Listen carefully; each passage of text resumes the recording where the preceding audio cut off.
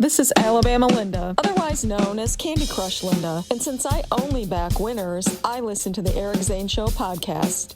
Wait, how many times has he been fired? Anyway, here he is, Eric Zane. Thank you, Linda. Thank you. Welcome into the Eric Zane Show podcast, the daily show. I discuss news, nonsense, and my personal adventures each and every day of the work week.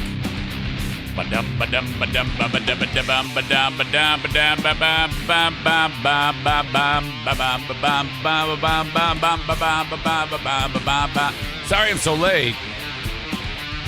Somebody's ass was dragging. I think it's mine. But welcome.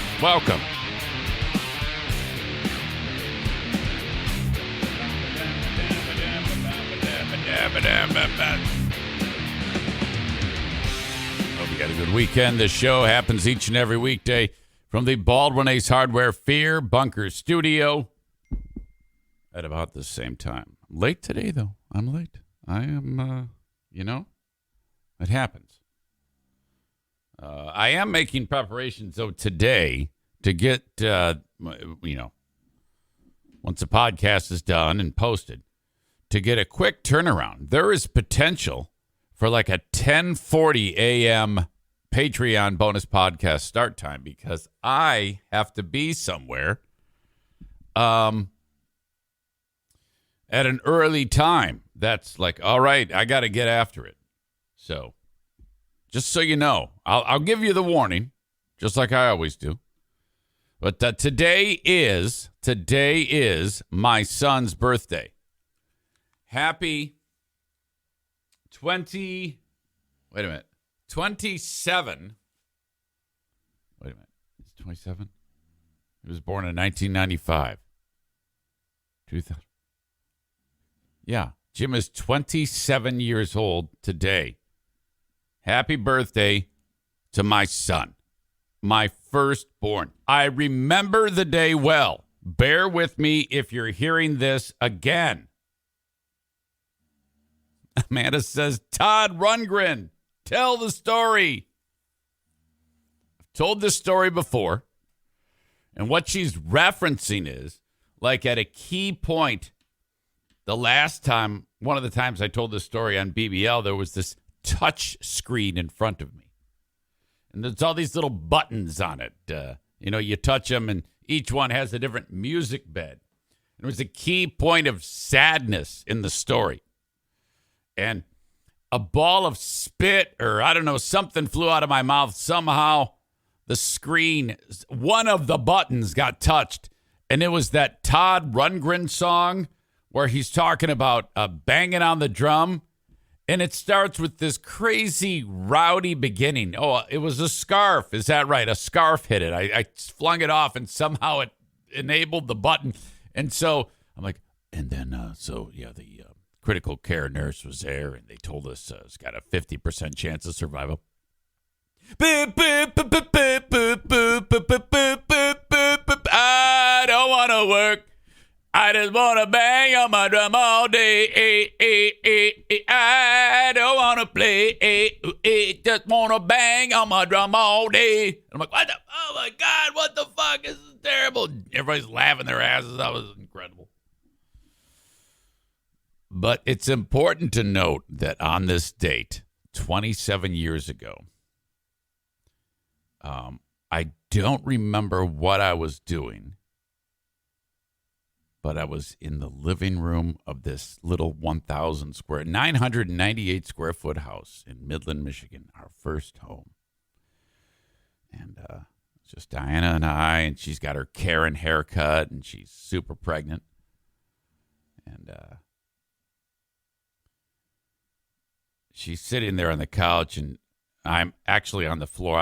I might have been like building a piece of solder woodworking furniture or some shit like that. Who knows? And then she goes, I don't like this. I go, what? She goes, I don't feel any movement. Something feels wrong. Like, what? She says, yeah, something. And I remember just at about that time, I had taken the day off work. I was doing mornings because we were so close. And the song by the band Live, Lightning Crashes, was on. And I remember just before she started telling me that she wasn't feeling that well, I had this weird feeling of dread because that song is about a complication that occurs during childbirth where the mom dies. Lightning crashes and her mother dies. Her placenta falls to the floor. The angel opens her eyes. The confusion certain to the baby down the hall. Oh, my feeling cold by hook or good. And I'm like, wait a minute, this is a fucking terrible song. What the fuck? So I turn off the radio. That's fucked up. I don't want to hear that shit. That is a terrible song. How is it that song became popular in the world? In the world of rock music, where, you got somebody who's singing about getting laid, another guy's getting drunk, another guy's, crazy shit, drinking all night, partying with his buddies, and then you got to go, here you go. Hey, here's one from Live. Lightning Crashes, about when mom dies during childbirth. A real toe tapper for you. Who's the asshole that made that one a hit? Fuck me. So I remember having this feeling of dread that something suspect was going to happen. I diminished the thought, shut it down. 5 minutes later, there's Diana telling me, she's like, I can't feel anything. I can't feel anything. I'm like, oh, fucking shit. Call the nurse's station. And they go, yeah, probably nothing, but let's have you come in. We'll take a look. Midland, Michigan. This little hospital. Mid-Michigan Regional Medical Center. Go there, they put the ultrasound thing on there. And they go, well, yeah, all right, the doctor needs to see this. And so the one who's looking, the nurse, what she can't quite see. She's like, not sure, but she suspects there's no amniotic fluid, which the baby is supposed to be swimming in that shit. And Doc comes in, he goes, there's no amniotic fluid. We have to emergency C-section. Stat, code whatever. Oh, my God. All hell breaks loose. Diana immediately prepped for surgery. So Jim is in there, and the child is in distress because for some reason Diana's body has absorbed all of the amniotic fluid. And then when Jim actually comes out, I'm sitting there by Diana's head. I really didn't want to look. But he, for the longest time, he didn't make a peep. And I noticed that they're working frantically beyond the curtain on Jim, I guess. And then all of a sudden you heard this weak little... It was this lame-ass squeal. What, was that him? And they go, hey. So I guess he had been struggling to breathe. But what was a problem was... a pile of feces shot out of his throat. And they go, oh, no, my God. And he was orange. That's because he took a dump while he was inside of his mother because he was in distress or whatever happens. Or I don't even know how it works. Or something to do with the problem of the amniotic fluid being absorbed. And which is, if you think about it, when it comes to the miracle of life, you would have thought that, there'd be some type of, through evolution and through the miracle of baby Jesus, and that we would have a contingency plan for in case this happened. Some way that, if this happens, that it doesn't wind up the child, the infant, ingesting the material. But Jim had ingested this horrible material into his lungs, and it was just terrible, and it made him really, really sick. So he barely survived the night. I don't want to work. I just want to bang on my room all day. But it was fine. He was in the intensive care unit for 11 days. And I even remember the names of all the lady who was in charge of the nurses. Her name was Lola. I met her in an ICU at the hospital, and her name was Lola. Hello, Lola. She was fantastic nurse practitioner in the neonatal ICU, and then Dr. Zaid El Rawi. He was so awesome. Neonatal cardiologist. Jim had a bad heart, too. For years, we had to go and get ultrasounds yearly on his ticker because he had a hole in his heart and the valve was bad and eventually corrected itself, so he's good to go. So that was it. It was 27 years ago today that he was born. And then 17 years later, he was expecting his own baby boy. Isn't that crazy to think about? 17 years?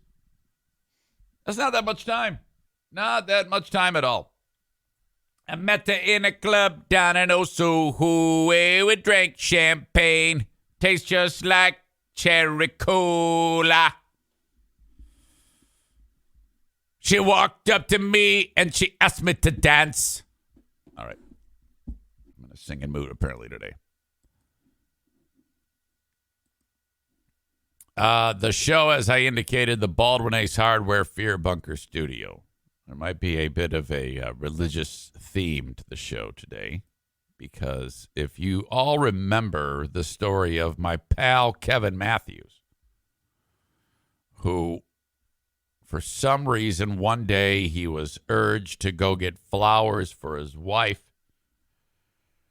and he went into the flower shop, and he was like, what the hell am I doing here?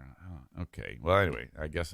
And then he buys the flowers. And then as he's leaving, he notices that outside of the dumpster at this West Michigan flower shop is this statue of the Virgin Mary in bad shape, beat up, busted.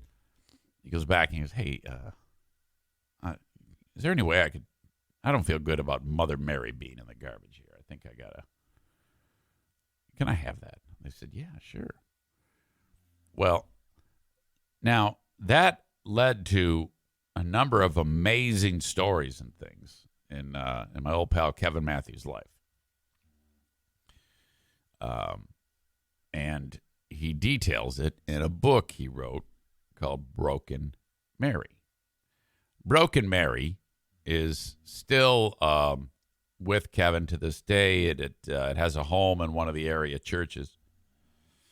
And he's traveled around the world with Broken Mary, and Catholics come for a pilgrimage and pray to Mary and things like that. You know, somebody like, a lot of people who aren't Catholic, you pray to Mary? What is wrong with you? I've had people say, that's a false god. It's like, it doesn't quite work that way, but go ahead. Punch yourself out. So that's part of this story. I was driving around the neighborhood this weekend, and I noticed, I was taking the dogs for a walk, and my neighbor, he passed away in the past year, and the family did an estate sale. All right, so I said, hey, how you doing? Fine. I go, hey, did your dad have a ladder? Yeah. I go, an extension ladder? They go, yes. I go, I need an extension ladder.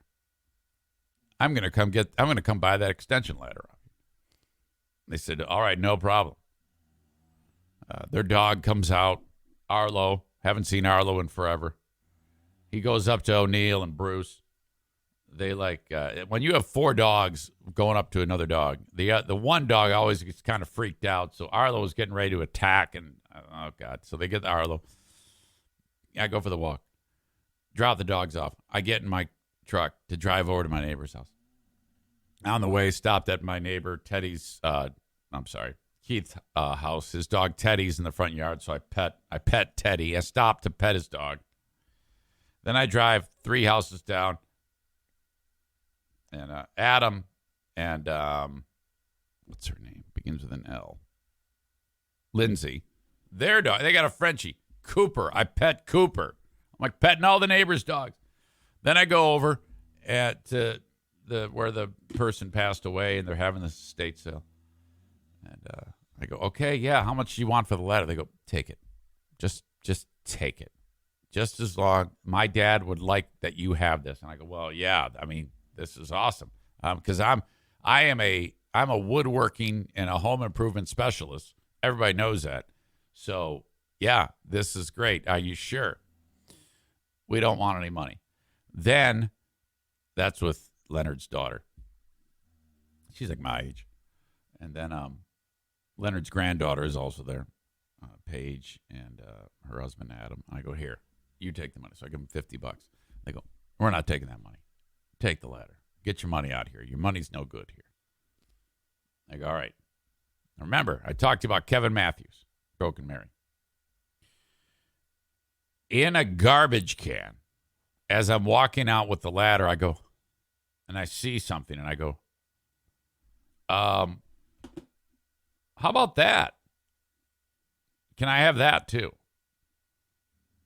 And I said, well, yeah.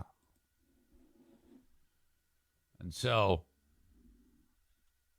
I grabbed this statue of Mother Mary. Now, she's not broken in any way. She was covered in mud. Okay? Amanda says that's creepy. Well, yeah, I can see that on the camera. It does have a ghost-like appearance to it, but it's the Virgin Mary, for God's sake. I don't think you want to refer to the Virgin Mary as creepy, for God's sake. Fuck. So I took her home, and I washed it all off, and now it's mine. So now I've got the Virgin Mary here, Virgin Connie Swale. Kenny says it may be the second time in history, but I agree with Amanda. It's a little haunting. I think the green type of appearance on camera, well, it is green. She's got a sweet face. I mean, look at it. It's the Mother Mary. She gave birth to baby Jesus. You can't say that the mother of Christ is creepy. I mean, here we are. It's Holy Week, and you jackasses are insulting the Queen of Heaven, for God's sake. Amanda says that thing has to watch you like during this podcast. Amanda says to me, Holy Week has nothing to do with Mary. It's all Jesus, dumbass. Well, she kind of has something to do with it. I mean, I don't know if you know anything about about the story of the Passion of Christ. I mean, the whole, Jesus' mom went to the tomb and the stone was rolled away. I don't know if this is a good. I'm gonna be on Team Mary here on this one, guys. I'm gonna say that it would be a mistake if I went anti Queen of Heaven. Amanda says, I thought Mary Magdalene went to the tomb.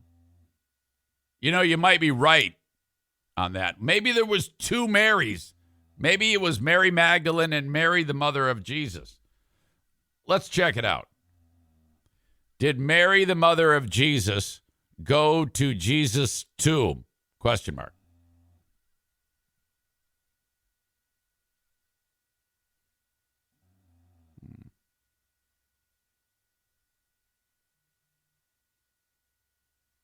I don't know. I'm messing this up. Okay, someone has asked, which Marys were at the tomb of Jesus? All four Gospels mention women going to the tomb of Jesus, but only Mark chapter 16, verse 1 mentions the three that the tradition interprets as bearing the name Mary. Mary Magdalene, Mary of Clopas, and Mary Salome. All right, well, maybe I screwed that up. Perhaps she was at home and then she got word later.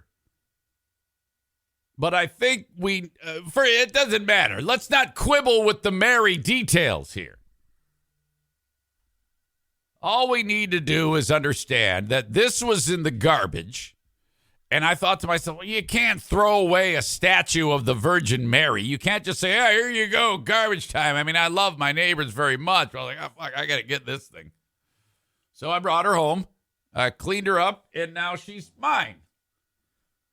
There you go. Maybe if I kept her right here looking at you all, this would be, yeah. And then when I talk horribly, I could just plug her ears like this. Yeah, this is probably not a great idea. It probably isn't a good way to kick off Holy Week to put her next to the BBC guy. And then Amanda, who's very active, says, so everybody says Bloody Mary into the mirror and then it can kill him. Aram says, I can't wait to read the book you write about it. Is her spot next to the truck nuts? I don't know where the truck nuts are. I think somebody stole them. All right.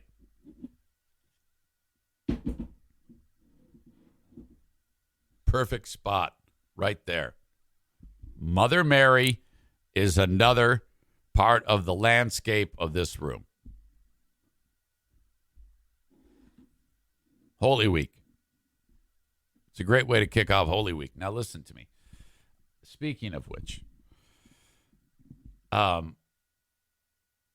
made it very clear that this 40-day period of Lent, I would be, first of all, giving up sweets, and second of all, attending Mass after making a thorough confession to Father Colin. I have eaten nothing but sweets and have not been to Mass once. It's an absolute failure. This should be no surprise to any of you. We are counting down the days until Easter.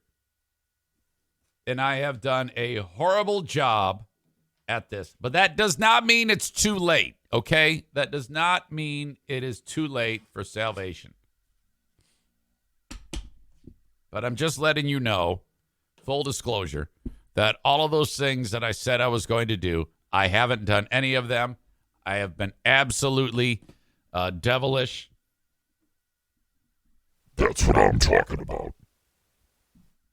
And that has not been good.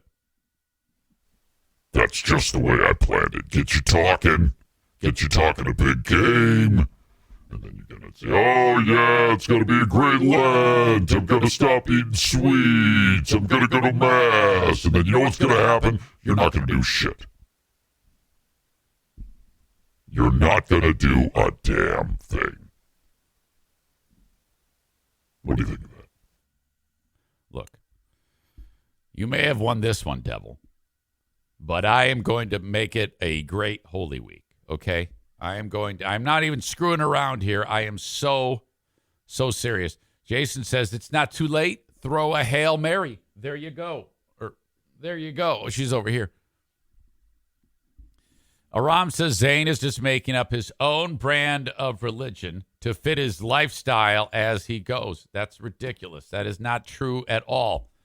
I just happen to not be that great at following through on things. Why do you always have to take it to such an extreme to suggest that I'm making up my own brand of religion? That's not true at all. I know what to do. I know how to do this. I just haven't. Just one of those things. What do you want me to say? NFK asshole washing, Rig 625 says, equals stress. Stressed Eric equals fat Eric. I'm not stressed. I'm perfectly fine. What are you talking about? No stress whatsoever. Weird morning today as laying in bed, the birds are chirping. It's a wonderful morning. It's a beautiful morning. 6:20, time to get up. And I hear, it's O'Neill. He has to puke. He's getting ready to puke. And he's at the door of the bedroom. And we open up the door. And what a way to start the morning. That is where the world is telling you it's going to be a challenging day today. You better be ready to process all of this. If the first thing that you see is your dog puking, you run out of bed because you hear him doing the and then you open the door just as he goes bleh. And then he walks into the room and his ears are down. He's like, oh, God, it's terrible. What a horrible day I'm having. And then he does it. It's always two. There's never, ever just one. And then round two, 15 seconds later. I'm like, oh, my God, you poor guy. What the fuck? Holy shit. So he, in fact, he started the second round down. He goes, oh, my God, he's doing it again. I go, don't worry about it. Just let him. We got a carpet cleaner. If you go to grab him when he's puking like that, that's going to be horrible. Schaefer says, did he eat some grass when he was chomping up some turds? I don't know. Perhaps. That's O'Neill's stomach trying to let him know poop doesn't belong in there. I don't think he's eaten poop in a while because it looked like a fairly normal batch of puke. But that was the universe trying to tell me that it's going to be a rough day. And I'm like, hey, no way. Mother Mary is here. Eric, you're going to be fine.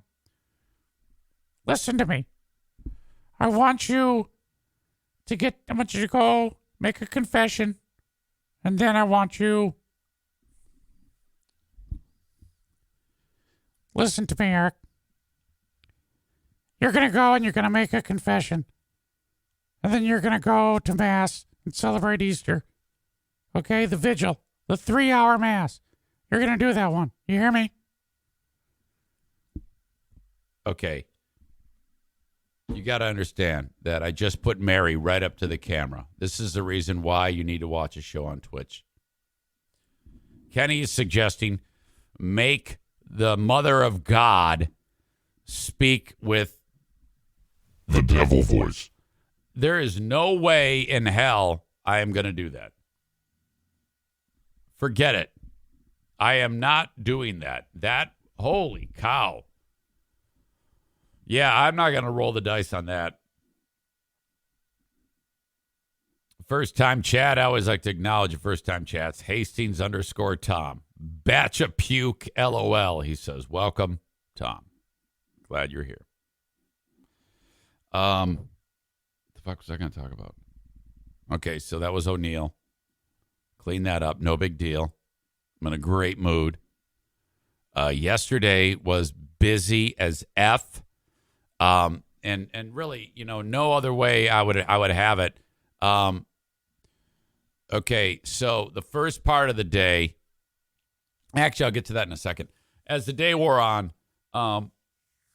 I was making a trip over to the store. I had to get some things to make this soup I wanted to make. You're like, well, you're making soup? Yeah.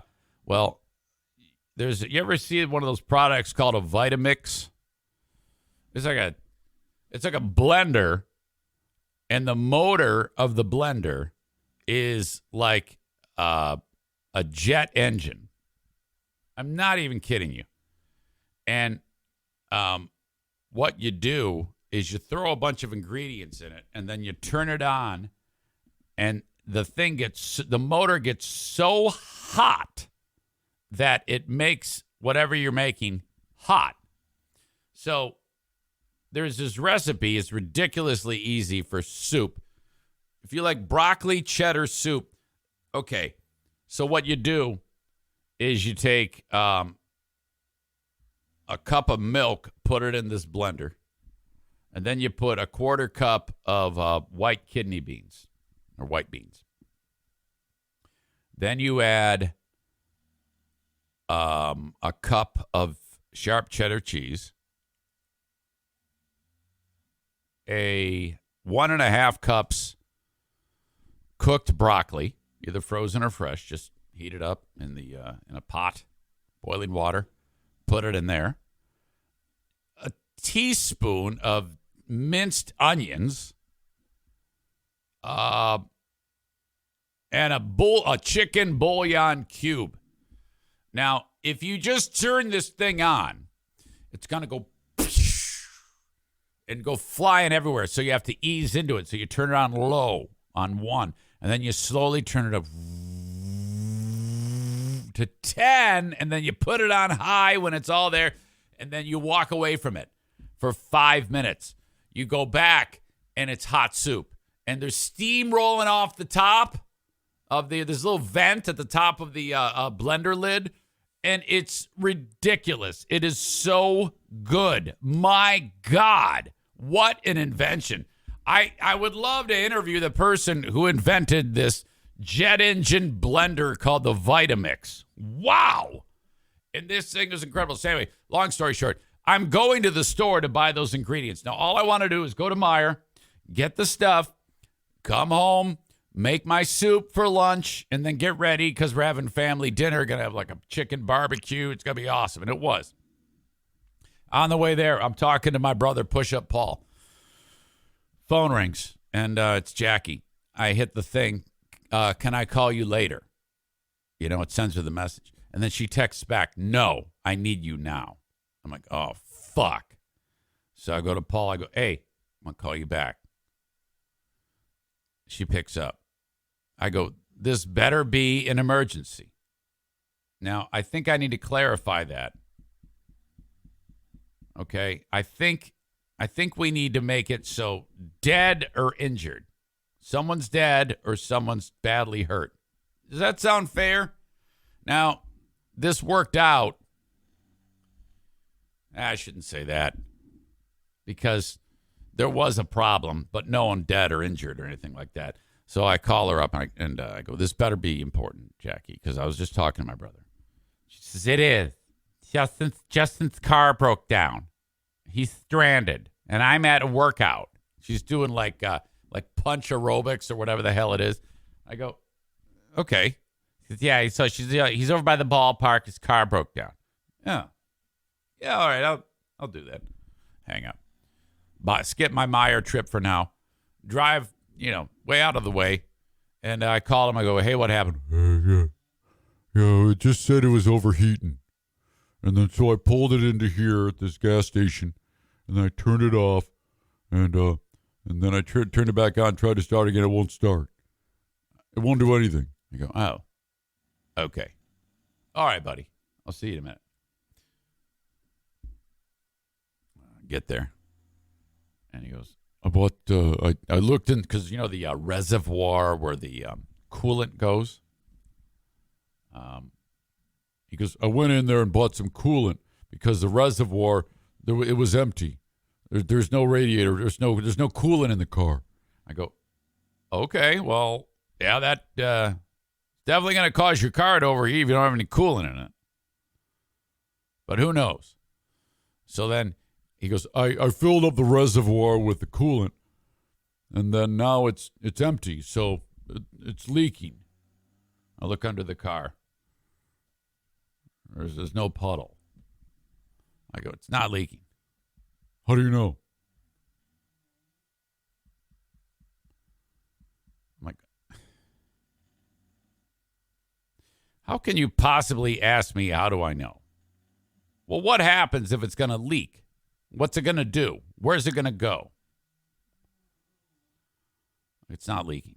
I go, I'm guessing that when you put it into the reservoir, did you turn on the ignition? He goes, well, I didn't start it. I go, well, the water pump probably did its job and put all of what you put into the reservoir into the radiator.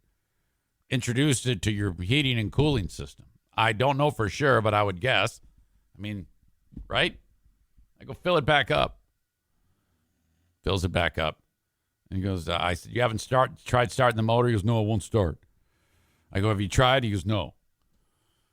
I go, well, now I don't know for sure, but I would guess that the way, modern cars are, if it tells you that it's overheating and then you pull over and shut it off, that I'm guessing that the computer is going to keep it from it's going to prevent you from starting it up again because it's going to warp the fucking head gasket and then you're dead.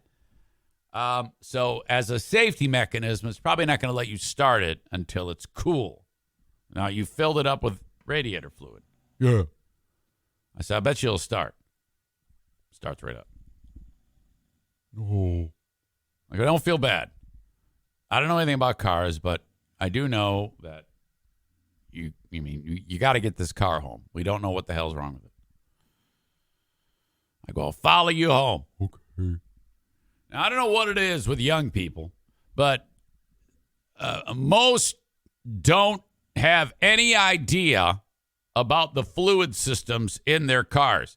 I look no further than Madison and Jacqueline, who's they each have said, Dad, there's a bunch of lights on the dash. And then I went and looked, and I had to put a jug of oil in, and not like a small jug, like a big-ass Amsoil fucking thing, like this size amount of oil, like more than a gallon of oil in. And I'm like, what the fuck? I blame me. You actually have to, if it wasn't, I kind of blame me because if you were to take a young person and say, I think I actually have tried to impress upon them the importance of checking the oil, but I don't think that it registers because whenever they get into the weeds, I help them. They're like, well, I know you taught me, but Dad's going to do it. I think that's what that is. So what is that called? Enabling? So I guess you're supposed to let the car explode and then make them pay for it. But I don't have, that's not really in my makeup. I would struggle with that,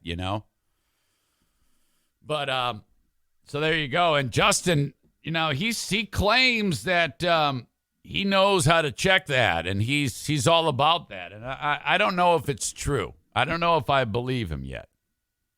But it also has a check engine light that is going off. And I said to him, I go, okay.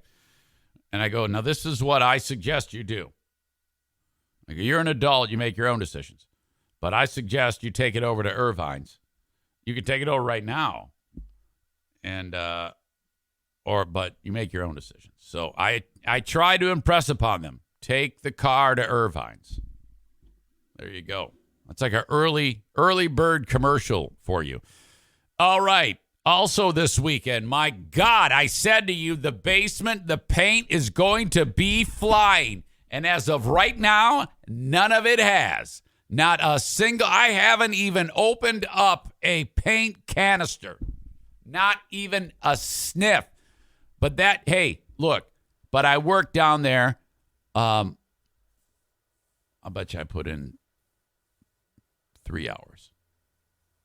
Yesterday, I was down there, and I'll tell you what I did in a second. And then I discovered a box of photo albums that my mother gave me, and I forgot all about them. So I'm looking at pictures from the 1950s and 60s of my family, and I'm like, oh, my God, this is incredible. What a treasure this is. And so I got lost in that. I basically was just sitting on the floor of the basement when I should be working, looking at these old photo albums. It was awesome. It was incredible. But prior to that, there's like all sorts of other preparatory work that has to be done. And there was some taping. And then I realized that when I thought I was done taping, I'm not even close to being done taping. I have plenty more to tape. I think maybe another 2 years of work is in store for this thing. But I did work. I actually ripped out this old shelving unit that was built into the wall. And I have to take drywall and like screw it onto studs. I have to get my own, like a fresh sheet of drywall from like Lowe's and bring it home and measure, cut it and then all that shit. So I'm stoked about that. Okay. That is going to happen. And I started to throw out shit. There's a bunch of junk that I had down there that is now getting thrown out. And then I realized there's no way in hell I'm going to even open up a paint canister. But when I do, you need to know that my buddy Nick V, who is Arena Nick, and he visited me on Saturday. Now, I had several people who reached out to me and said that they would help me with the electrical problem in my kitchen. And I thank you. But Nick is the one that I chose, who I said, yeah, why don't you come over here? Okay. Now, it turns out that what Nick did, I could very easily have done this job. I swear to God, I could have. I could have done this job. But I was like, come on over. Come on over, Nick. And this is key because Nick, on Friday, he took his examination for master electrician. And I guess you need like a 70 to pass. He got an 88. So, the dude's a wizard. So the first bit of electrician work that he did as a now master electrician was to change a switch, like on-off switch. He went and he took a look at it. And then he takes the screws off the thing and the plate comes off and he pulls it out. And for some reason, the actual switch was busted. So this is an easy fix. This is an idiot like me could do that. But I enjoy it. But the good thing is he brought with him this fucking paint roller where it's, like if you're using a normal paint roller, sometimes it's not really even because of the pressure that's put on the roller because of the angle of the actual roller frame, I guess. This one, first of all, it's like this long. The roller has to be this long. It's a massive deal. And it's got arms that hold on to each side of it. So it's the right amount of pressure, and it goes all the way up to the ceiling, and you get a room done like you wouldn't believe after you do all your cut-ins. He goes, man, this thing is awesome. And he let me borrow this massive paint pan that you use for it. And I'm like, fuck yes. So I'm like, I didn't even know they made this type of thing. He goes, this is a game changer. You will never paint without one of these ever again. Okay. And so I'll use that, and then I'll probably give it back to him in like 15 or 20 years like I always do. And then, side note, I still have Rick's from TC Paintball's, what do you call it? Cornhole bags. He let me borrow the boards, and then I gave them back to him and never gave him the bags. What an asshole. It was like a year ago. Jesus. So thank you to Nick. So basement work, Nick the electrician, we're good to go. Just happening. And I thank you for being part of this show. I had a number of people that signed up on Twitch to follow me, twitch.tv/Eric Zane Live. If you do that, if you're listening to the podcast later on, the audio podcast, please make your way over to Twitch, twitch.tv/Eric Zane Live, and click follow. Even if you never watched the damn thing, it's going to give you notifications that, hey, Eric Zane just went live, 8 a.m.-ish, Monday through Friday, and then you can check it out live if you want. It's up to you. Or you can listen to the audio podcast wherever you download podcasts. Thank you, thank you, thank you. While you're at Twitch, if you subscribe for free with your Amazon Prime account, there's a big red button there. It says Twitch Prime. Sign up free, Twitch Prime. Do that, because then if you are watching it, you are not interrupted with any ads that Amazon throws in there, because Twitch is owned by Amazon and they make tons of money off this shit. So if you sign up with your Amazon Prime account, it is free. You just have to link your account. It's quite easy to do. After you sign up, you go in the upper right-hand corner, you click it. Sometimes people say, I can't do it. I was like, well, you just got to read and click. Don't panic. You'll figure it out. Anybody can do this. Thank you very much for doing that on Twitch. Or if you don't have Amazon Prime, you can avoid all of the commercials that they drop in during the show at random by throwing $5 at it, and that's totally up to you. Otherwise, just watch it free and live with the ads. Also, I'm on Facebook, facebook.com/Eric Zane fan page, both Twitch and Facebook, brought to you by Irvine's. Please follow me on all my social media. Twitter, @Eric Zane Show, brought to you by Blue Frost IT. And then the almighty YouTube, brought to you by My Policy Shop Insurance. Frank the Tank Fuss, Eric Zane Show on YouTube. A new episode of Who Are These Podcasts published yesterday. You can download it wherever you download podcasts. Just search Who Are These Podcasts. We reviewed Blocked Party, which is a shitty show. And a number of fun things went on there. I think the diamond in the rough stealing the show was Carl's review of the 9-minute podcast with Patrick Michael. God, that guy is something else. It's hard to explain. You just, if you don't know who Patrick Michael is, there's a learning curve. But Patrick Michael is a young man who does quite literally like 20 or 30 different podcasts, and every single one of them is terrible. But terrible, almost like, is he punking us? Does he know they're terrible and we're the ones that are being duped? I don't know. You'll have to decide for yourself. Who are these podcasts? Thank you for having me on the show.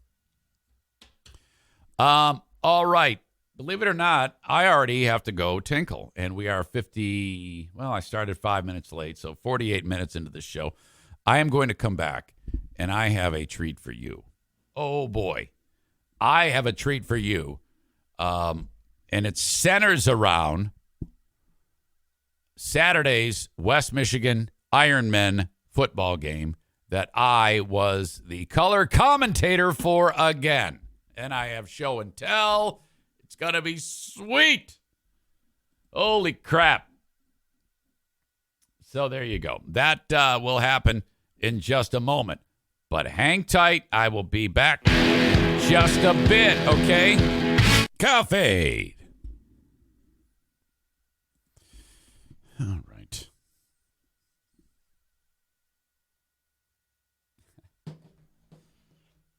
Excuse me.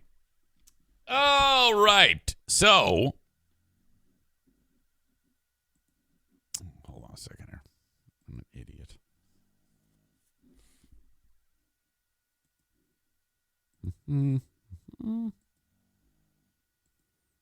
Check, test. Hello. All right. Where was I over the weekend? It was the West Michigan Ironmen football game. Now, the games happen in Muskegon at Mercy Health Arena. And we had a pretty good crowd there. That facility is really nice. They have upgraded it like you wouldn't believe. And it's a nice social environment. Great family fun for the family. I wholly support you going over there to check out a West Michigan Ironmen football game.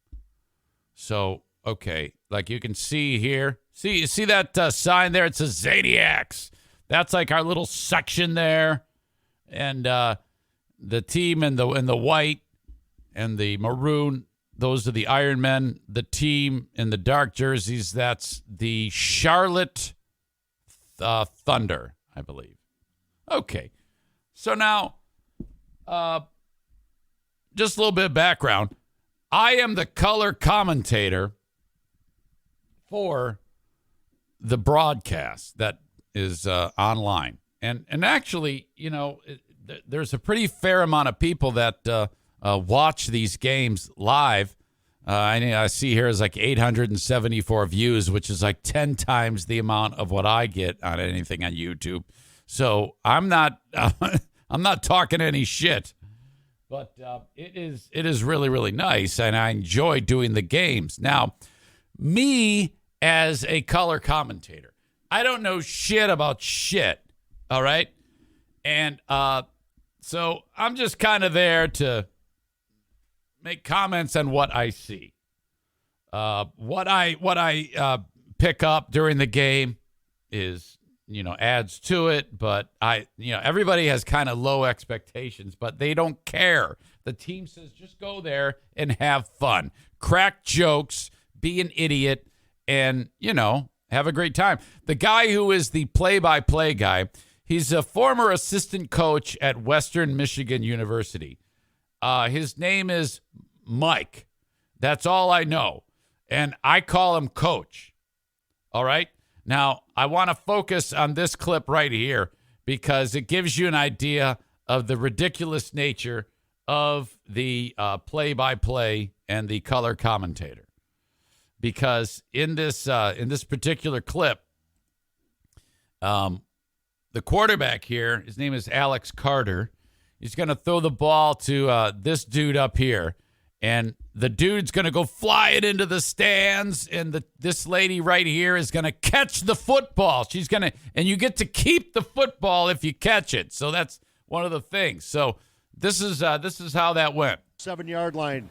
Carter takes a snap, looking downfield, lofts it down in the corner, in the hands and out. Wow. In the back corner. We got Sterling Alexander in the stands, and a lady from Montague, she caught the ball, and she says, "That's mine." Look at her. And the husband's trying to get it. Watch this. It's a great catch. See, she's got the ball. He's not going to win that one. No. Oh, yeah, she wanted to take the guy home. Montague people do that tip drill all the time. Oh, yeah. You hear about those Montague women. They're all about catching footballs. Oh, they are. I wanted to say balls there, but I ripcorded. They do the fumble drill every morning before they go to work. Big time. Okay, so third down goal. You get an idea what the hell's going on here. Throws to the right, knocked down over there. Okay, so that's us doing our thing. It's, silly. So now this game is remarkable because there's a couple things that I need to focus on here. At this point in the game, you can see the Iron Men are up by 2 points with 1:57 to go. The quarterback, Alex Carter, he also kicks. Now watch this. Watch what happens here. I got a feeling. Lining up the kick. Players are having fun. Players are dancing. There we go. Watch this. Okay. Well, that was weird. I didn't know you could do that. This little dude in the yellow gloves. The ball is kicked to him, okay, for the other team. He gets it in his end zone, puts it in his hands, and then throws it over the side. And I'm like, what the fuck just happened? That can't be right. It doesn't seem. I mean, I think that if you get the ball, you gotta bring it out. You can't throw it over the side. So everybody right away is saying that's a safety. That's 2 points. You can't. I was gonna say. So all the players are safety. All the players are making the sign that it's 2 points for the Ironman. And so what the fuck was this asshole doing? He just got the ball and threw it over the side. They're calling a safety. You can't grab the ball and Okay. throw And it. here comes Nate. This is our coach. This big dude right here. He's like, hey, motherfucker, you better give us 2 points. Nate, I don't know what that was. they're telling Nate, get out of here. Coach Everybody said Nate 2 Smith, points. Did you see how fast he moved? So now they're like, yeah, come on. Yeah, there you go. Safety. 2 points. 2 points. All right. Wow. Okay. Now, let's fast forward to this. Not that much time has passed. We're down to 16 seconds. Somehow, Charlotte is within striking distance. They're down by 4 points, and they have to get a touchdown, okay, to win the game. And these 2 plays happen. Check this out. All right, now the guy who threw the ball out with the yellow gloves for Charlotte on that safety, he's in the game. So he's like, I don't want to be the GOAT, so give me the ball. So the guy who threw it over the side, the idiot, that's what I'm saying. He's got these bright yellow gloves. You can't miss it. Little buddy number 2. Jamal Abbey back there. Okay, here's little buddy right here. He's going to factor into not this play, but the next one. Playing the number 2 receiver. This is all going to happen very fast. It's going to be 2 plays happen in the last 16 seconds. Watch this. The defensive backs here. Works at Kalamazoo Central, coaching football. And here they come. There goes little buddy. Low and batter deep. Pressure on it. Oh! And he's wrapped up. Did you see that sack? He threw the guy down by his fucking neck. Oh! That was awesome. Wow. And he is down. Clay Oliver. He tackled him by his neck. And the clock is running. Okay, so now they gotta get this one play. Now remember, little buddy, yellow gloves. Ironman up by 4. And they're trying to get it stopped. 4, 3, 2, 1. Okay, now the fucking on the graphic it says 10 seconds, but it's not. The clock is ticking down. They need to get the play off. And just as the ball is snapped, the time expires. So the play is live. He tackled him by his neck. And the clock is running. Oh! And they're trying to get it stopped. 4, 3, Quarterback 2, 1. gets the ball. And It's live. Look at. Oh no! Yellow gloves. we got a stop.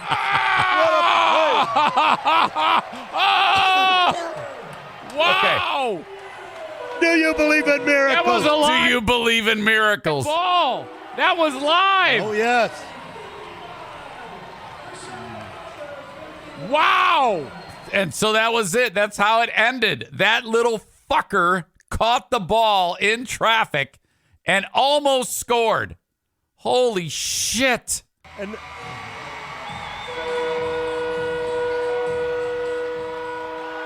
Unbelievable. And we got- Had he not stumbled, he'd have scored. a stop.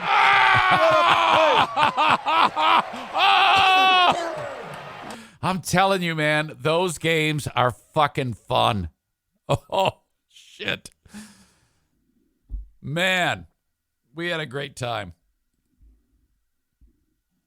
That snap was terrible. They were terrible all game. They were having trouble with that the whole damn game. So much fun. Man. So, I'll actually, there's a game coming up this weekend. I've got a lot of stuff to give away. I know for sure that if you are on social media, following me on social media, I'll be giving away 5 pair of tickets to Berlin Raceway for the opener. And that comes up next weekend. How big is that field? That is a 50-yard field. Well, 60. I think it's 50 and then 5 yards worth of end zone, or maybe 10 yards worth of end zone. 50-yard field. That is a typical arena football field. Great time, though. I'll also have, so I'll have those tickets to give away actually for Berlin Raceway the whole season. The whole racing season, I will have 5 pair of tickets to give away each and every week. Okay. Boy, Patreon. That's where I will be as soon as this podcast is done, and I want to see you over there. Patreon.com/Eric Zane. That's how I keep the lights on. Thank you so much. This podcast every day is free, but I do a second one if you want to help support me and my family. So you throw $5 or $10 at it. $5 is all the audio and the new audio and the audio archive. $10 a month is that, plus the video and the video live streams. Video archive and video live streams. $5 or $10 a month. If you really want to help out the show grow, that's all you do. Sign up on Patreon, and there you go. Keeps the vet bills in check. Patreon.com/Eric Zane. Tag Accounting. We are a week away from the tax deadline. Tag Accounting, 616-301-9516. No matter where you are in the U.S., reach out to Tag Accounting. They can help you. 616-301-9516. I guarantee you'll pay less to have Troy do your taxes, the tax hobbit, than anybody else. And then all the stress is gone. You just give them all your stuff. You upload it via the online portal, and you're done. Tag Accounting, 616-301-9516. All right, it's no secret on this show that I am very finicky about the podcast that I listen to. I can count on one hand how many times I've listened to an entire episode of a podcast. Enter the Jordan Harbinger Show. You will binge Jordan Harbinger. See what I did there? Jordan Harbinger. JordanHarbinger show. You can also get more information at jordanharbinger.com. Wow, he touches on just about everything. Serious, insightful, interview, points of view, current events, mental health, becoming your best self. I know that sounds way woke, but it's true. I mean, who wouldn't want to be their best? Okay? The one that stood out to me right away, or two, I should say, were episodes 634 and 635. Joe Barone. Barone, mob guy, was a mob guy, and then realized, hey, I'm going to get killed. I need to turn. That's right. He became a rat, working with the feds and the mob at the same time. Holy crap. Can you imagine? The insight that Barone provides to Jordan about living that way is incredible. That's where I started. And now I've worked my way through several more of the episodes, and you must listen to the Jordan Harbinger Show. Again, jordanharbinger.com. That's JordanHarbinger. jordanharbinger.com, or download a show wherever you download podcasts. All right. A word about Vincero Collective. You know, you take a pair of sunglasses for granted, or a watch, but when you hold something that's real quality, made to last, made to look great for a long, long time, you notice. Vincero Collective, a premium lifestyle brand carrying watches, sunglasses, and much more. That's what it's all about.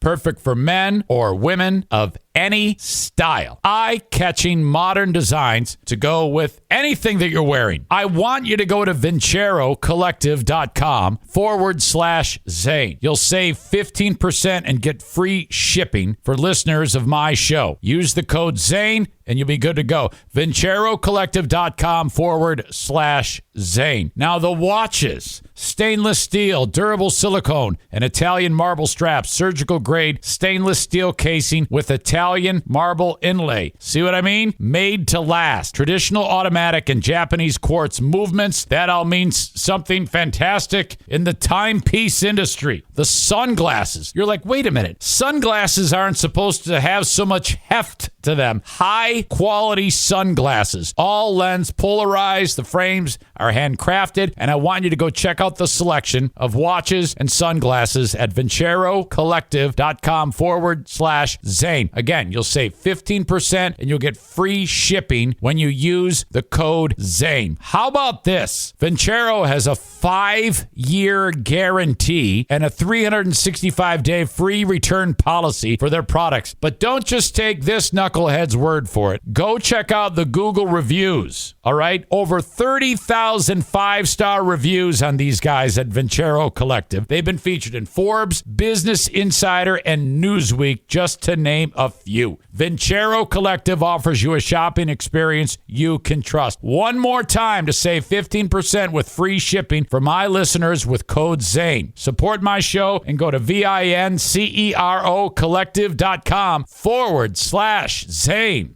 Bosco's Pub. We're going to meet there April 30th. That is a Saturday, 2 p.m. at Bosco's Pub. Can't wait to hang out with my friends over at Bosco's Pub. And if you want to have lunch or dinner over there at Bosco's Pub in Hudsonville, Michigan, that's what you do. You drop by Bosco's Pub, part of Terra Square, Terra, Terra Square in Hudsonville, Michigan. Go for the burgers. Drinks are stiff, so are the wieners. Cold beer for lunch or dinner. Bosco's Pub. On Monday and Tuesday, they're only open for dinner to close. From dinner to close. Wednesday through Saturday, they're open up for lunch. They open up for lunch. Frank Fuss, My Policy Shop Insurance. If you're in the market for a Medicare policy in your future, getting ready to turn 65, or you know somebody who already is 65, you should reach out to Frank. Frank can save you money and make sure that you're getting the most that you are being afforded by the government with the Medicare program. He is a Medicare Advantage plan expert, all right? The absolute best, and he can help you with all of that. Frank the Tank Fuss. Kyle says, I took the family to Bosco's on Saturday. They loved it and want to go back. Of course. Thank you so much. So there you go. Frank Fuss, My Policy Shop Insurance. Reach out to Frank at 616-914-4070. Make sure that all the T's are crossed and the I's are dotted when it comes to your Medicare policy, because if you did this on your own, you might have messed this up, and you might not be taking advantage of everything that is being afforded to you. And what Frank does is free, okay? Absolutely 100% free. He just wants to make sure that you are getting the most that's being afforded to you. If you sign up with Frank Fuss, he makes his money from the insurance companies.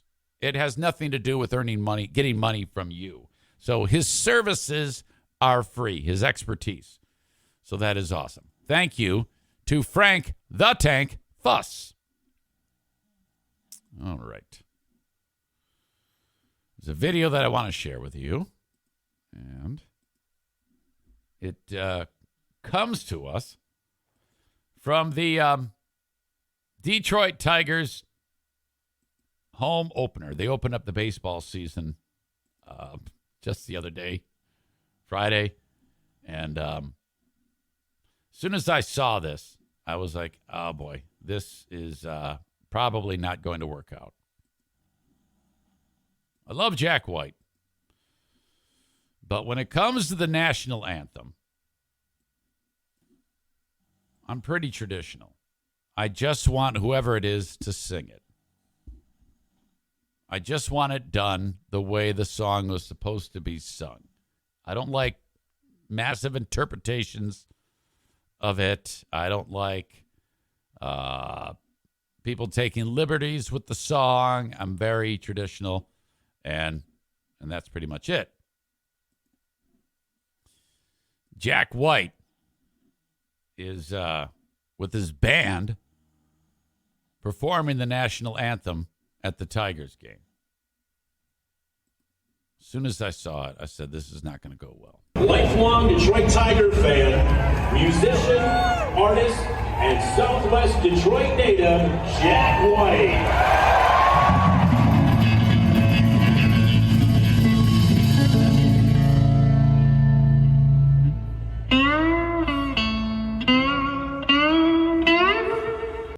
fuck me. What the fuck? Someone right away said SpongeBob. That's what it sounds like.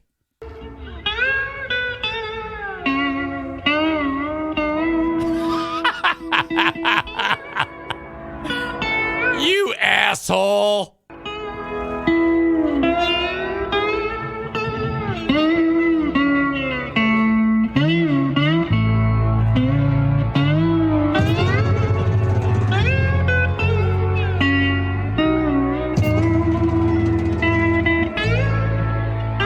As a rule, I hate guitar with the anthem. I hate it. I've heard people say, "Oh yeah, but you know, if you Jack White, that was bad. But if you want a guitar version of the anthem, it's got to be Jimi Hendrix." Bullshit. Oh, that's the absolute worst.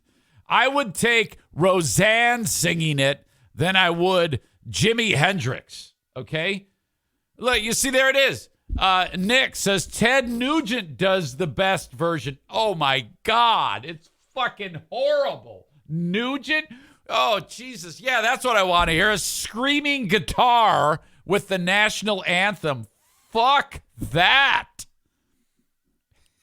Main Chris 87 says rockabilly scum. Oh.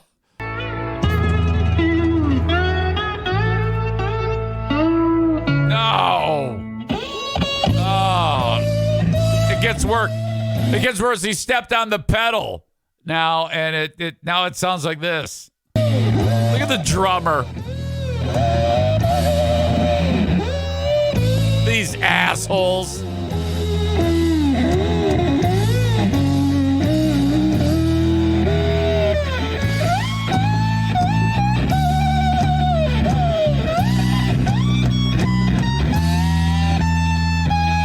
Look at all these people. Look at this guy. This guy looks like he just shit his pants.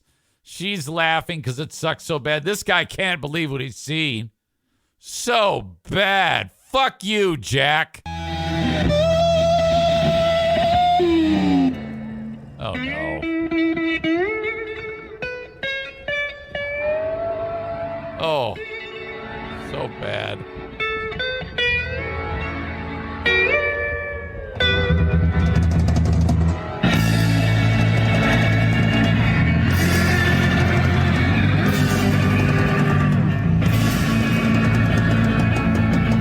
This is so bad, I wish he was out running with Dwayne Haskins.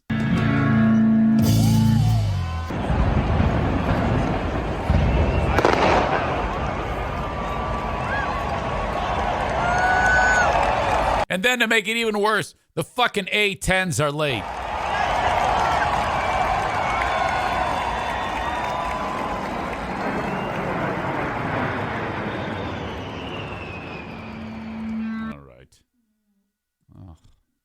So terrible.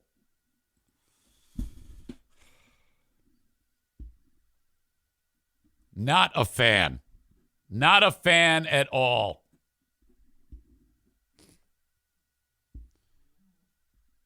Nick says Dwayne Haskins was run over by Big Ben fleeing a rape scene.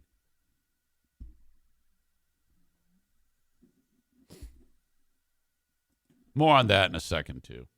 No, I do not appreciate that. I do not appreciate that at all. Just sing the fucking song. I can't imagine him if he did sing it. I thought, in fact, when he walked up, I was like, "Oh, is he actually going to sing it?" I was like, "Oh, of course not, idiot." Terrible. Okay. Dwayne Haskins, a football player, the one I just joked about that I wanted Jack White to be with.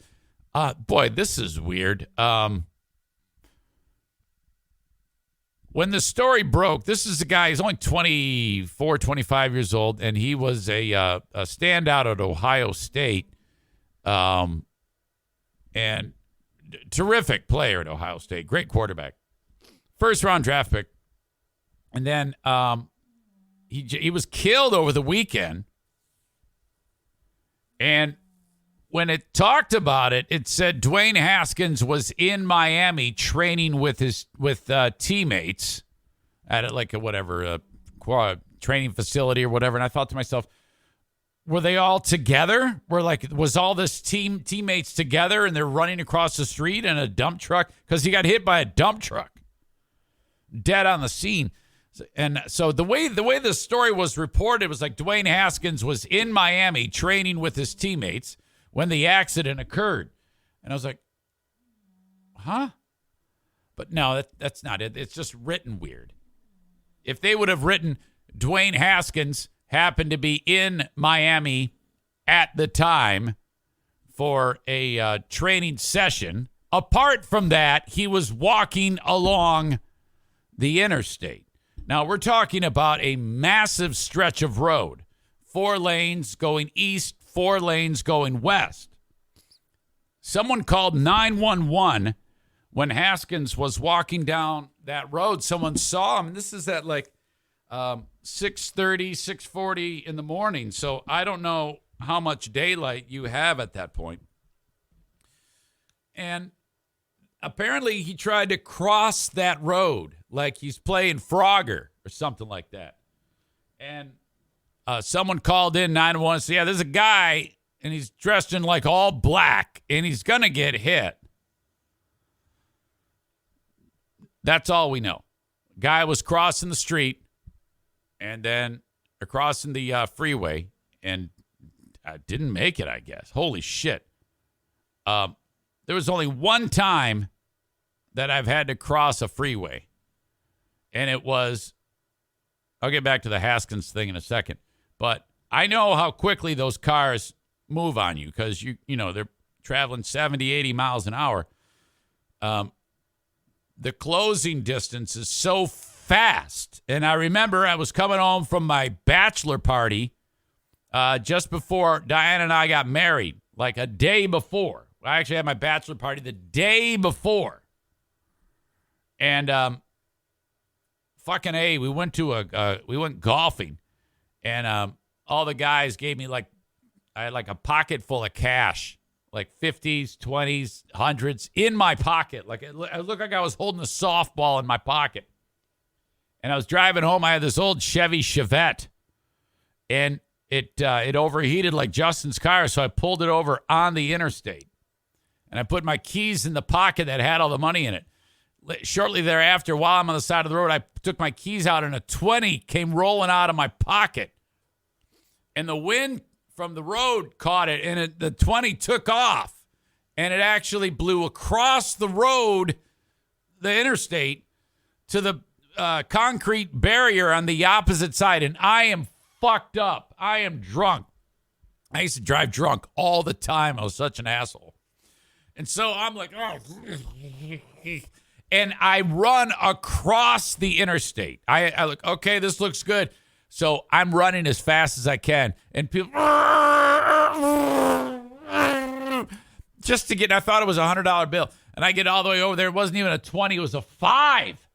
So I actually made it across. I'm like, oh shit, I got this fucking $5 bill in my hand. I got to make it back. Oh, it was terrible. So I got an idea. I have an idea of how quickly cars close on you when you're trying to cross a freeway. It is fucking tough.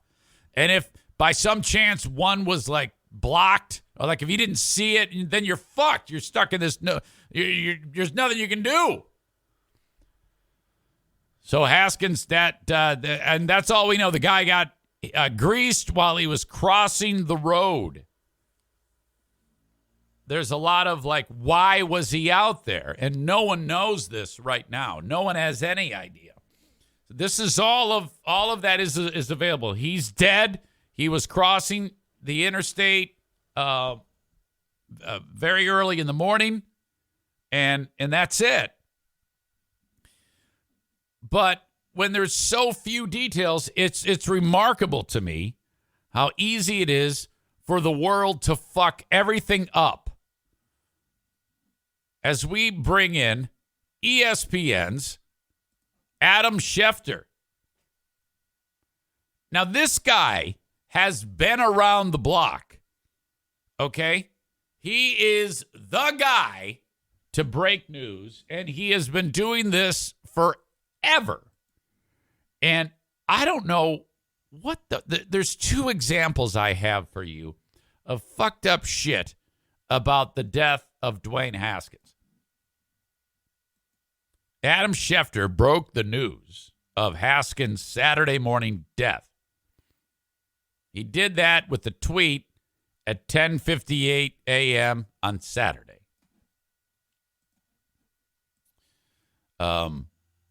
However, the initial tweet was problematic. Now, if someone dies, you probably don't want to do it like this. You pretty much just want to say, Pittsburgh Steelers quarterback Dwayne Haskins was tragically killed in a car versus pedestrian incident in Florida. Haskins would have turned 25 years old in May. That's about it. He wrote, Dwayne Haskins, a standout at Ohio State, before struggling to catch on with Washington and Pittsburgh in the NFL, died this morning when he got hit by a car in South Florida. Per his agent, Cedric Saunders, Haskins would have turned 25 years old on May 3rd. You probably don't want to say that he's shitty, which is what he did. He said, Dwayne Haskins, oh, yeah, he was great at Ohio State, but he sucked shit in the NFL. Yeah, he's dead. You can't. What a blunder. You don't want to talk about how hard of a time that they've had. If I died, it probably wouldn't be great if it said Eric Zane, a former popular radio host who had been struggling doing a podcast from his attic, known for being fired all the time, is dead. People would be pissed. Well, no, actually, people probably wouldn't care. But anyway, you get my point. And just about everybody had a problem with that. In this day and age, you can't show a lack of empathy, okay?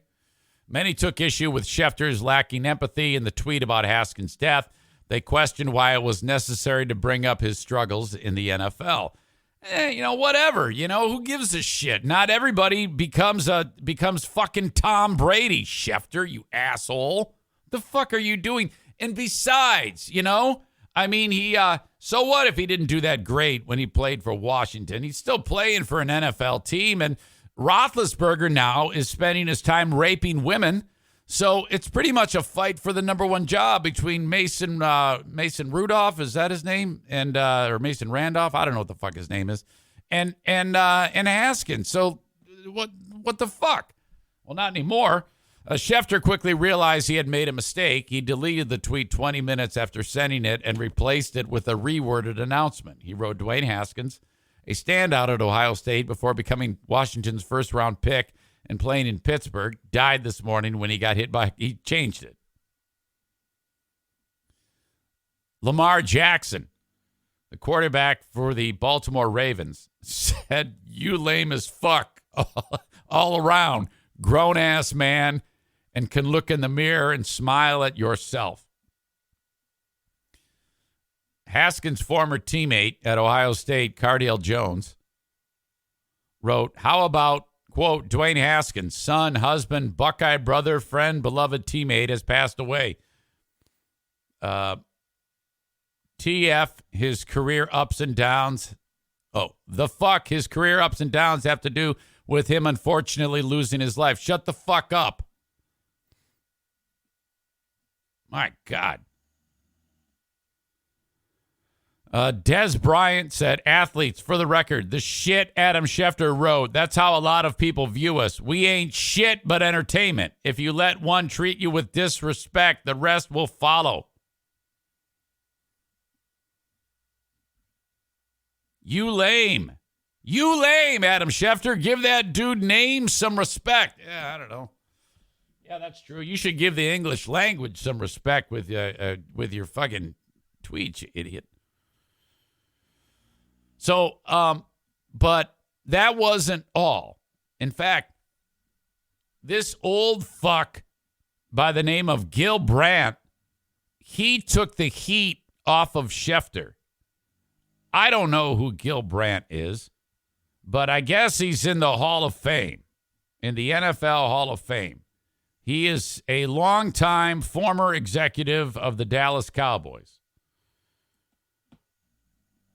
He said some shit, and I think he said it on Sirius XM or something like that. Let's see. All right, let me just go over this. So the guy's dead, okay? He was killed tragically, and there's already been one asshole took a shit on him. You can't even just die. Here's the apology. First of all, I'll work in reverse order. Gil Brandt said, this morning, while learning of Dwayne Haskins' passing, I reacted carelessly and insensitively when I was on a radio interview. I want to apologize to Mr. Haskins' family and anyone who heard my poor choice of words. I truly apologize. My heart goes out to his family at this difficult time.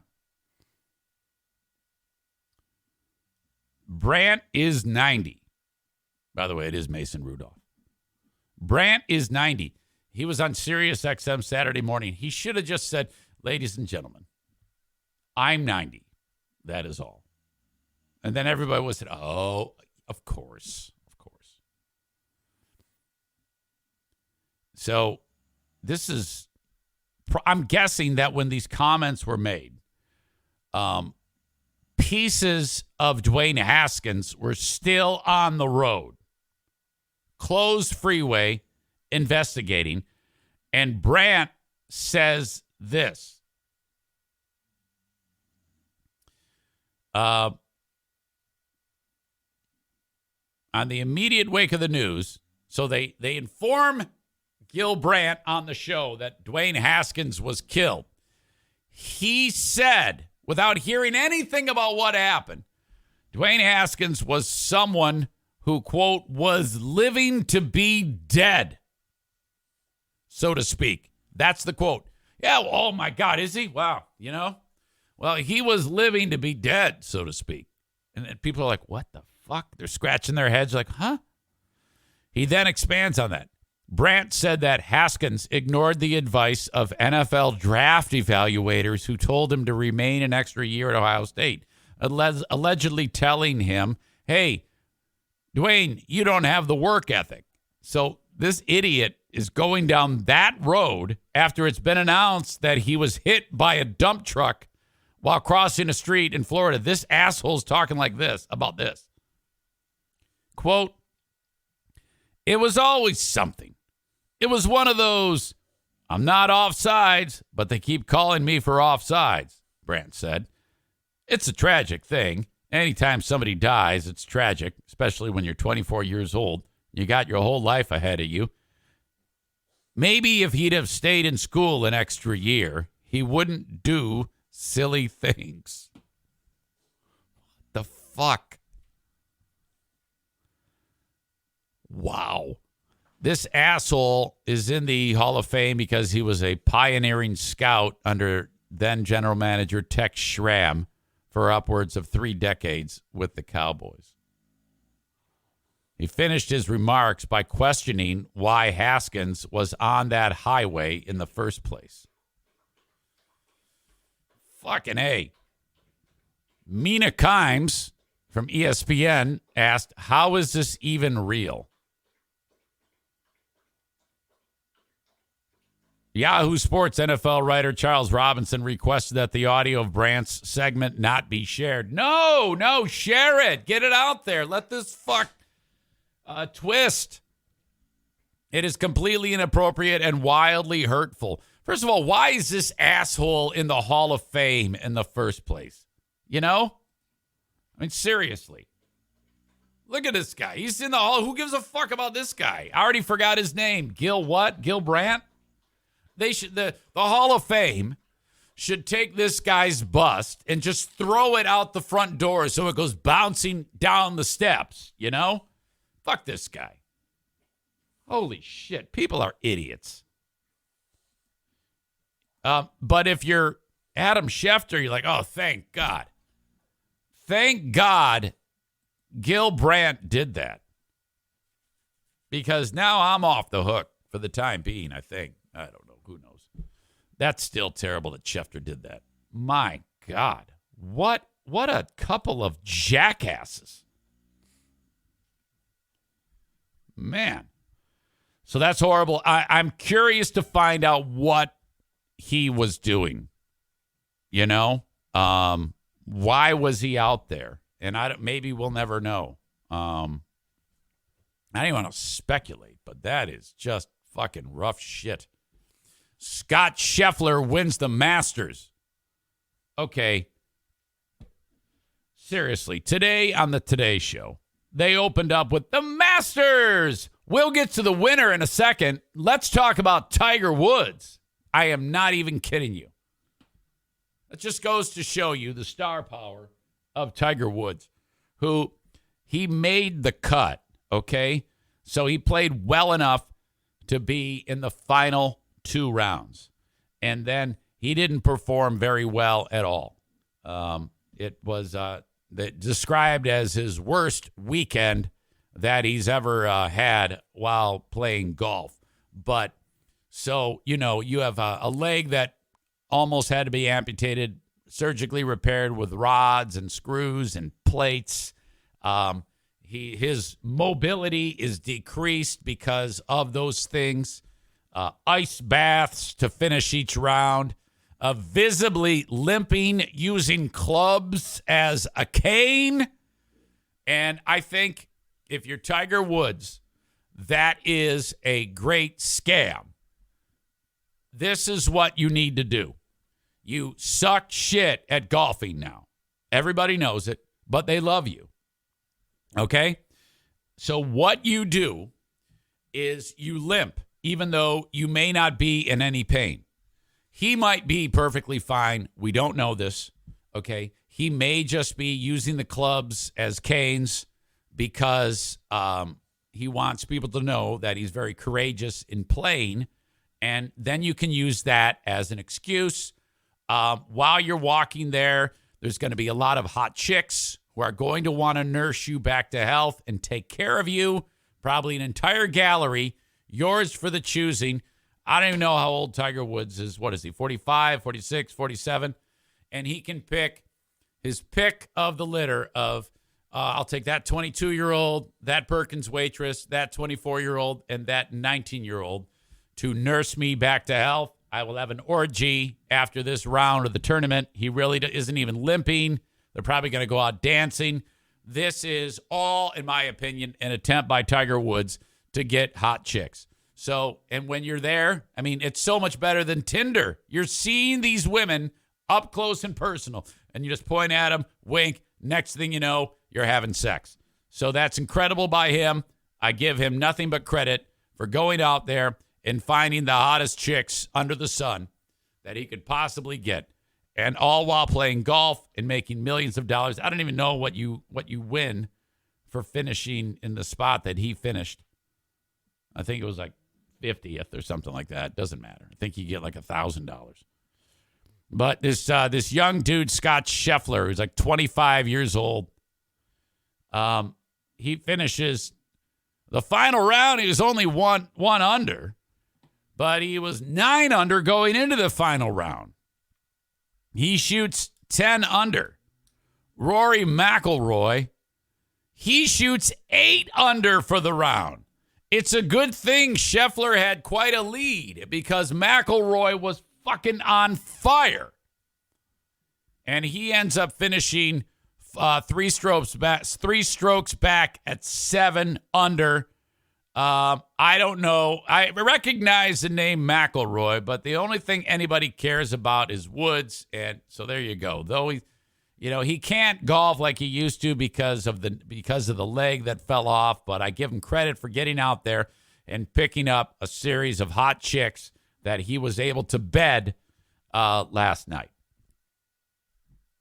Okay. Congrats to what's his name? Scottie Scheffler, the new Masters champion. All right. TC Paintball. Reminder, we've got Ladies League or Ladies Night Thursdays. You got Kids Day on Wednesdays, the Little League. They got you covered. TCPaintballGR.com. You can drop in during the week Saturday. You're probably going to want to make a reservation because they are packed. And with the warm weather right around the corner, my God, I wonder, we will be outdoors before you know it, if they aren't already. Today, it's going to be a pretty fantastic day, I think, for at least part of it. It'll definitely be warm around here in West Michigan.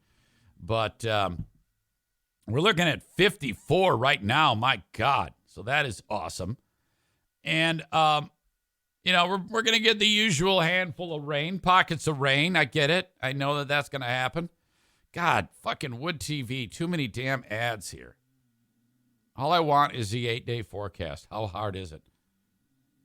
Maybe some rain today, tomorrow, maybe Wednesday, but temps in the mid-60s. Saturday, a high of 47, so I don't know about that. Maybe you'll be outside. That might be a rough one because there's a chance of rain, too. But anyway, getting back to it, you got a fully stocked pro shop there at TC Paintball, online at tcpaintballgr.com. Bennett Flooring Installation, 616-318-0167. Be announcing the recipient for the Great Flooring Giveaway this week. I think we'll do that on Friday. We will announce the recipient for the Great Flooring Giveaway. I have been inundated with people who have sent along, I don't even want to say requests, basically describing why it would work. I've had people who have been nominated, people who've nominated themselves. It's all good. I appreciate it. You all deserve it. Okay, you really all do. That the hard part is, and I feel bad, because of all those nominations, there can be only one. So there's that. But anyway, thank you so much to Bennett Flooring Installation for offering that. 616-318-0167. If you need an estimate for flooring in your home, reach out to them. They are the least expensive and most professional option you could possibly have. I can promise you that. 616-318-0167. Jacob Bennett was at the football game. I got him tickets for the West Michigan Ironman. He was there. Sorry I didn't drop over and see you. I was extremely busy. First game. Anyway, call Bennett, 616-318-0167. We got comedy, fullhousecomedy.com. If you want to go see a comedy show in West Michigan, this is what you do. Dr. Grins is no more. Full House Comedy is the only way you can see comedy, and they have venues all over West Michigan, various bowling alleys like Spectrum Lanes, Rockford Lanes, Howard City Lanes, the Corner Bar in Rockford, Listening Room, Billy's Lounge, Park Theater, Back Alley Comedy Club, part of Sherman Bowling Center, Creston Brewery, which is the Grand Rapids Comedy Club. All of that is under the umbrella of Full House Comedy. All right. This weekend, this is what I saw. You know how, like, when the utility company comes through and they put a bunch of flags down on the lawn so that, like before you dig? Well, this neighborhood, they're laying down a bunch of, fiber optics or something like that. I think they're installing, I don't know what the hell it is, but it's a huge retrofit job where they have these machines that put the cable in the ground and goes underneath your driveway and then connects to the box. And it's everybody's property is getting torn up, but it's a necessary improvement that we have to have. They started this last year. The job did not get done. Okay? So they're finishing it up now, and they're getting ready. And, okay, so you've got the gas company, you've got electrical lines, water lines, cable lines underneath everyone's front yard. Well, the experts come through and they flag the yard. So, everybody's yard has flags on it so that the crews can know what not to do or what not to bore because, fuck it up and, you have a problem. So I'm walking the dogs yesterday, and these two neighborhood little girls, they can't be more than 3 or 4. They found those flags to be so fun as they had handfuls of them walking around like and waving them. Each kid had like 10 flags, and so one hand 10 flags, the other hand 10 flags. The next kid, same thing. So I don't know where they got them from, but there's going to be some pissed off people. If the people have to come back and reflag, they're going to be like, "What the fuck? What happened?" You pretty much leave those alone. So not sure what happened there. The kids were having fun though. I can just imagine the way parents are these days, that if anybody were to say to those kids, "Hey, what are you doing?" That's all it would take, and there would be a huge neighborhood brawl. You can't say anything to kids these days. Even I know that. Stand by.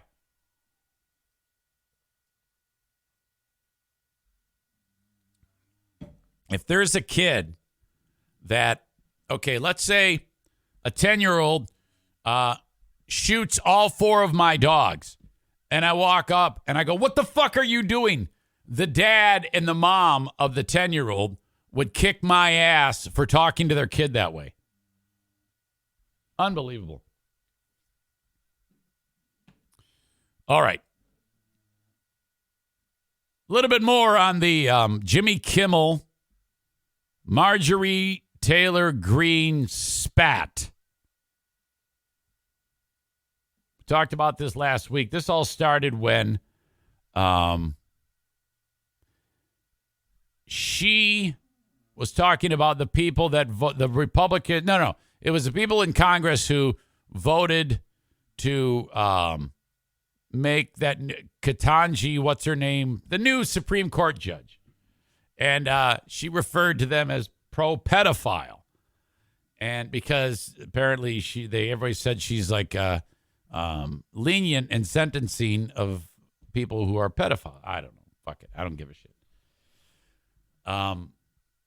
And this is the one that his campaign promised when he said, "I will make the Supreme Court. I will make sure that there is a black woman on the Supreme Court." So he fulfilled that promise. So, usual suspects have a problem with her. Kimmel refers to her as Klan Mom Marjorie Taylor Greene. And so that was awesome. And then he says, "Wow, where is Will Smith when you really need him?" We talked about that. She called the cops on him. And so that was funny because he then said, "Attention, police, I'd like to report a joke." So this is going back and forth between them. Enter, do you say Gates? Matt Gates or Getz? I think you say Gates. Matt Gates, who's a creep. He's another member of Congress, Republican colleague Matt Gates, who is in his own bit of hot water as we speak.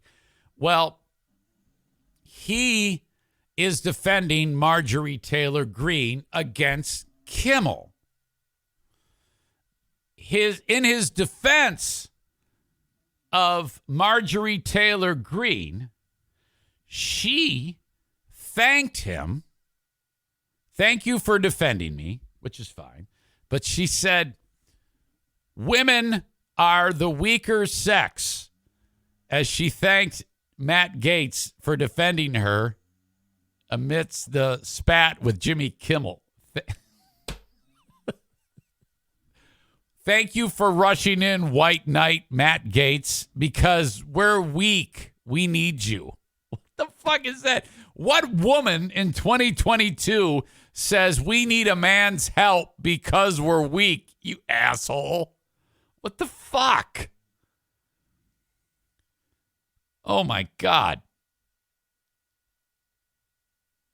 Gates posted a scenario of Kimmel engaging in terrible, unprovoked violence against the Congresswoman before writing, "Note to @JimmyKimmel. Not only would Marjorie Taylor Greene's husband make quick work of you, but @RepMTG herself would make quick work of you." So it starts with note to at Jimmy Kimmel. Kimmel responds with note to at Matt Gaetz. Stay indoors. It's Girl Scout cookie season. In what appeared to be a reference to the federal investigation into allegations of Gaetz sex trafficking a 17-year-old girl. Oh, no. Yeah, these politicians are really outgunned. I mean, he has a team of, he's very funny himself, and a team of writers. And you should shut the fuck up. Do you realize what type of danger you're in right now with this investigation about you? Oh, no. This is spectacular.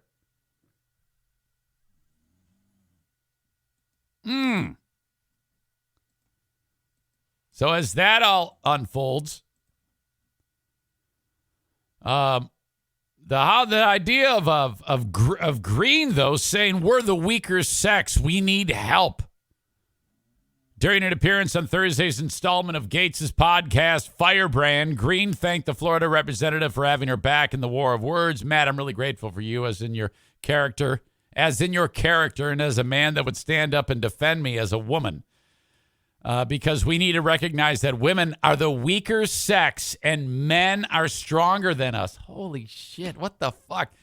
I've often heard that in this day and age, you can look like an asshole if you rush in to defend, that you have to be careful about that. You know, that many women these days, you got to kind of sense that they can defend themselves. And if you rush in and try to do that sometimes, some people get pissed about that. I mean, I can see that with a lot of these Zaniac women. You don't need to defend Zaniac women. They're going to kick the fuck out of you. Holy shit. All you should do is pray for the other guy. If a Zaniac woman gets insulted or attacked in any way, shape, or form, you're better off wishing, hey, I'm sending prayers to the asshole that said this to so-and-so. That's not good. You don't need to defend them. She says, and in my family, if my husband had been there and heard Jimmy Kimmel or any other man call for me to be smacked down by another woman, she went on, my husband, he would not have tolerated that, and he probably would have taken action against him, and rightfully so, because men should defend women. Oh, God. Kimmel continued to mock Green on his ABC show on Thursday when he said during his monologue, once again, I find myself in the middle of a brouhaha as I appear to have run afoul of probably the worst woman in American politics. All right. Ooh, this is kind of funny. I think I might even check some of this out. There you go. Jimmy versus Clan Mom.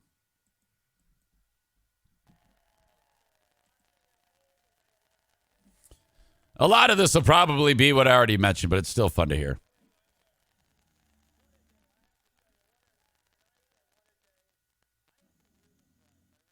You can't hear it. There it is. Middle of a brouhaha as I appear to have run afoul of probably the worst woman in American politics, Marjorie Taylor Greene, the congressperson from the 14th District of Georgia, is unhappy. She's specifically unhappy with me. She's had a tough couple of days. On our show Tuesday night, MTG, Clan Mom as we call her, earlier in the day. I love that so much. Called three of her fellow Republicans pro-pedophile for supporting Judge Ketanji Brown Jackson's nomination to the Supreme Court, which is lovely, a lovely thing to say. So I made a joke. I said, where is Will Smith when you need him? And the audience laughed. And then so she saw it.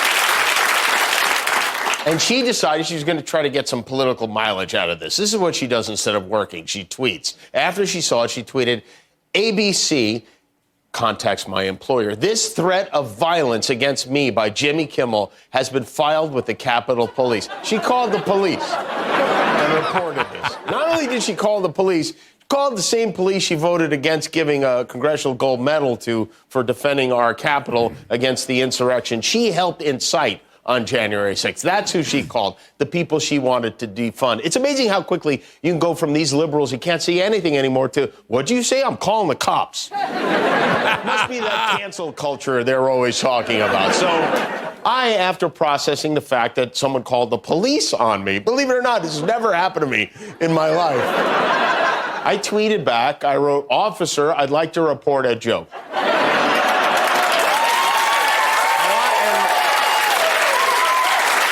A lot of people liked it. They hit like, which triggered her, I guess, the sweet little snowflake, because she tweeted again this afternoon. She wrote, "You weren't joking. You hide your misogyny and your racism behind your jokes on ABC. This was a dog whistle to the violent left to assault me or worse, and you're," misspelled "you're," of course, "already inspiring fantasies of violence against me. How many new death threats will I get that are your fans?"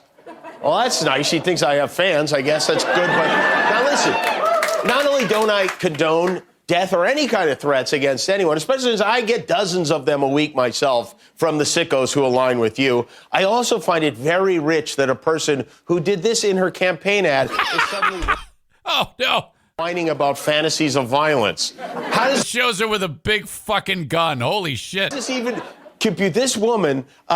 You may remember, she's the one who endorsed fringe conspiracy theories and repeatedly indicated support for executing prominent Democratic politicians. Now she's dialing 911 because she got made fun of. She's a snowflake and a sociopath at the same time. A snowciopath, as we call it from now on. All right. There you go. I love Kimmel. So many people don't like Kimmel, but I fucking love Kimmel. Holy shit. All right. Okay. All right. Okay. Johnson Carpet 1, Floor and Home. Discount outlet. Kent, drop the E, add a U. Go in there, say my name, and you can save 10% on whatever flooring you want to buy. Thank you so much to them for being on board with the show. And you're going to pay so much less than you will anywhere else, even much lower than down the street at the main showroom. The main showroom is where it all goes down, okay? And when you go into the main showroom, you've got, you're going to work with the beautiful people that are there. They're going to help you design everything. When it's at the discount outlet, though, you have all that planned out, okay? You just walk in and say, "Hey, I need this many square feet. What do you got?" Well, we've got this very popular brand, this very popular brand. It's the best brands, the best prices. They buy a ton of it so that you can get it for the lowest price possible. Even if you didn't have my discount, it would already be incredibly low, okay? March in there, say to Kent, drop the E, add a U, that you're an Eric Zane Show podcast listener. You will get 10% off. If you don't, you will not get 10% off. Thank you so much. All right. Check them out. Not to mention A&E Heating and Cooling. If you need anything furnace, air conditioning set up, I want you to schedule a tune-up for your air conditioner before you fire that thing up. I suggest you get on that, 616-516-8579. Do that today. Reach out and say, "Hey, Eric was talking about it. I need to schedule my my tune-up." Now, if you've done this before, they're going to schedule that for you. They're going to reach out to you, or you should have had this done in the past. And then, but this is happening right now. Don't just turn that thing on when the weather gets warm. 616-516-8579. Oh, my God, this show is getting long. Blue Frost IT, 616-200-8550. Yes, love them. The managed IT service provider for the show. If you need anything tech-wise for your business, let's say you're getting set to upgrade. All the computers are old. The employees are not happy because the tech is shit. You don't just go and buy new computers at the workplace, all right? You need to have a complimentary consultation done to determine what exactly you need. That's where Blue Frost IT can help you every step of the way. They'll sit down with you for a handful of minutes, find out what you need. Okay, these are the recommendations, how to make your business home. You get this, this, and this. You as the business owner, buy it. They set it up for you. Then they're going to segue from a project work, which is what that was, to managed IT work. They are your IT department, and you don't pay them a paycheck. You pay them a fee each month. All right? No insurance, no parking pass, but you've got your own tech department. I utilize this. You should too, because that's the last thing I want to deal with when it comes to, I don't have exactly the biggest setup, but if it goes south on me, I'm screwed. Okay? Then where do I begin? What do I do? The way it is right now, I am a customer. They can log in. They've got all that secured, ready to go. They've done it already, and they can fix either online what my problem is or come to the house and do it. 616-200-8550. All right. Mario Flores, Lakeshore Team of Van Dyke Mortgage, 231-332-6505. Call them when you need a mortgage. Anywhere in the U.S. with the exception of South Carolina, Maine, Alaska, and Hawaii. Call Mario for a mortgage. NMLS number 3035. Thank you, Mario, for being on board with this show. Talked about Irvine's Auto Repair, Grand Rapids Hybrid NEV earlier in the show. I recommended Justin take his car there. Will he listen to me? Of course not. Because if you tell a young person anything, they don't listen. But that's where you should take your car. Irvine's Auto Repair, Grand Rapids Hybrid NEV. They fix the vehicles in the Eric Zane Show podcast household. They'll do a great job fixing yours. Domestic, Asian, European. Tons of Google reviews at irvines.com for you to check out from people, satisfied customers. That's Vines, ERVINES, irvines.com. Reach out to them and get your vehicle in tip-top running shape. All right? I see the Boomer Bunker has just gone live. I will send you over to those guys as soon as this show is done. See what they're doing now? They're figuring it out. They're like, let's go live right when Eric gets done. That's smart, because I'm going to send these folks over to you guys. Boomer Bunker podcast starts in like now, like right now. All we got to do is figure out our asshole of the day today, which is brought to you, as you know, by JM Synthetics and TC Paintball. And the last time we met, it was that race-baiting fuck, Robert S., who is led a rally for this dude, the deceased Patrick Loyola is his name. And, man, that's going to... Benjamin Crump is in town, too, representing the family. This is going to be messy. I'm telling you right now. Your asshole of the day. Who's it going to be? Let's see. Who could it be? I'm gonna give it to Gil Brandt, that sick bastard, who I didn't even know who that idiot was prior to this. What a way to get known for the Haskins comments. With an honorable mention for Scheffler. Fucking idiot. Can't even just die. All right, there's your asshole of the day. Thank you so much for checking out this show. My time is done. There's no more podcasting to do. For Mother Mary here on Holy Week, mini broken Mary, my own Mary on this show. I want to thank you for checking this out. My gosh, you guys are just the most awesome bunch. I am so appreciative of you. That is going to do it for this edition of the Eric Zane Show podcast. I'll talk to you on Patreon, and it's going to be a quick turnaround. We're going to turn this around fast today. Patreon is happening early, and I want to see you there. I want to see someone new. Of all of you, if you're not on Patreon, dive in right this second, and I want to see you there between the time I start the podcast and right now.